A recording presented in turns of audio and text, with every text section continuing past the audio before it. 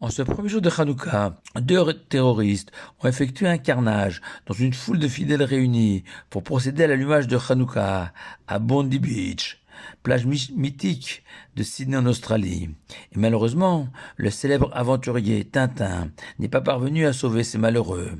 Une tragédie de plus dans l'histoire du peuple juif. Et même si notre cœur saigne devant le visage si pur de ses victimes, il est essentiel de se souvenir qu'allumer les lumières de Hanouka avec ferveur et surtout en comprenant le sens est la plus belle des réactions face à la barbarie et à l'horreur. En effet, nos sages ont accompagné cet allumage d'une notice, d'un message, d'une prière, où nous racontons que jadis, il y a plus de 2000 ans, nos ennemis, les Gréco-Syriens, autrement plus puissants que toutes les organisations et États terroristes actuels, avaient juré de faire plier les enfants d'Israël et surtout faire disparaître l'idéal qu'ils incarnaient, bâtir une société juste, fraternelle, morale, guidée par la Torah et ses valeurs.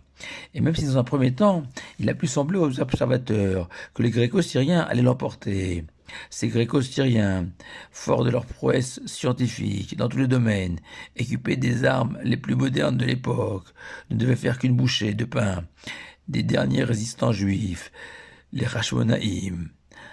D'autant plus que la grande majorité des enfants d'Israël, les hellénisants, avaient cédé aux sirènes grecques et renoncé à combattre. Le miracle, comme vous le savez tous, s'est produit. Et même si sur le chemin de la victoire, tant et tant de Hashmonaïm ont perdu la vie, comme ces Juifs massacrés à Sydney, la victoire était au bout du chemin. Et la route de Jérusalem s'est ouverte, le temple libéré et la menorah rallumée, avec cette fiole qui brilla miraculeusement, beaucoup plus longtemps que prévu. Et paradoxalement, au moment de célébrer cette victoire majeure des enfants d'Israël, nos sages se sont focalisés sur cette fiole d'huile, un événement relativement mineur par rapport à ce triomphe remporté sur l'une des puissances mondiales de l'Antiquité par une poignée de Hashmonaïm. Et nous suivrons le sillon creusé par le Rokéar, ce sage allemand du Moyen-Âge, ce sillon dans lequel sont engouffrés nombre de maîtres de la chassidoute pour nous révéler toute la puissance de cet allumage. En effet, le Rokéar relie ces lumières de Hanouka au Raganouz, la lumière dissimulée, mise de côté, littéralement. Ce Raganouz est une notion quasi kabbalistique et désigne la lumière originelle, apparue le premier jour de la création, d'une luminosité infinie. Le Rokéar tisse ce lien entre le Raganouz et les lumières de Hanouka, en faisant remarquer que le total des lumières de Hanouka que nous allumons du premier au huitième jour est de 36 lumières, sans compter le shamash, cette lumière auxiliaire. Or, le premier homme de l'histoire, Adam Arishon, a été créé vendredi matin et a bénéficié de la lumière originelle durant la seconde partie du vendredi et tout le Shabbat qui a suivi, soit en tout 36 heures, avant que l'Éternel ne cache cette lumière exceptionnelle, ne la mette de côté, suite à la faute d'Adam Arishon, pour réserver cette lumière devenue le Horaganouz pour la fin des temps, pour les tzadikim, les justes, 36 heures de luminosité qui correspondent aux 30 lumières de Hanouka. Cette lumière originelle avec laquelle Adam Arishon, selon le Midrash, pouvait observer tous les coins et les recoins de la terre. Et en s'inspirant d'un sage contemporain, Rabbi Israël Eliyahu Ziskind, on peut interpréter ainsi ce Midrash. À la nuit tombante, des magnifiques édifices, des paysages et des panoramas à couper le souffle sont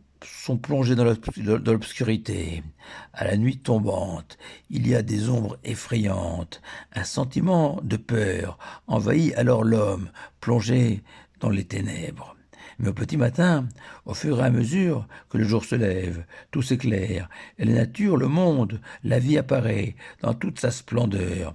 Ainsi, à l'aide de cette lumière originelle, Adam Arishon comprenait le sens et décelait la perfection divine du moindre détail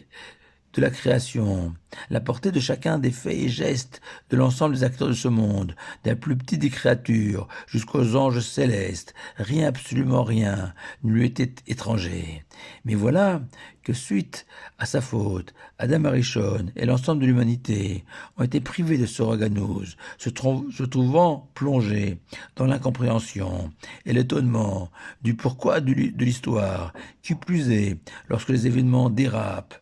comme à Sydney dimanche dernier, et que célébrer Hanouka, c'est aspirer à retrouver ce Raganuz qui nous manque tant, ce Raganuz que selon nos sages, le Tout-Puissant a dissimulé dans la Torah orale les 36 traités du Talmud qui forment le socle de l'ensemble des explications reçues par Moshe de la bouche de l'Éternel, 36 traités correspondant aussi aux 36 lumières de Hanouka. Car si c'est à Shavuot que nous célébrons le don de la Torah écrite au mont Sinaï, c'est à Hanouka que nos sages ont institué de fêter le don de la Torah orale, et ce pour faire face à la première civilisation des Lumières de l'histoire de l'humanité, cette Grèce antique, cherchant à enfermer l'homme dans une forme de déterminisme délimité par des chiffres, des données, des mensurations, du data, pour parler moderne, pour fixer la valeur d'une personne uniquement à travers sa puissance, sa fortune, sa longévité. Or, être juif, croire en Dieu, étudier et vivre la Torah, c'est justement échapper à tout déterminisme et comprendre qu'il est des hommes et des femmes infiniment heureux qui ne répondent à aucun critère esthétique, financier, social fixé par le monde grec. Étudier la Torah, c'est aussi apprendre et se convaincre que Kol Matrachamana